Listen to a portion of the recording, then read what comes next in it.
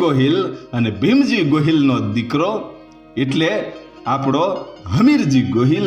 અને એ હમીરજી ગોહિલના ઇતિહાસની જ્યારે આપણે વાત કરવી હોય ત્યારે એક બાઈ પોતાના 7 વર્ષના દીકરાને એમ કહેવાય છે કે સોમનાથ લઈને જદી જાય છે એ વખતે એ દીકરો છે પ્રશ્ન કરે છે કે માં, આજે તો આપણે સોમનાથ આવ્યા છીએ અને આજે તું મને કહે કે મારો બાપ ક્યાં છે? શું કામ?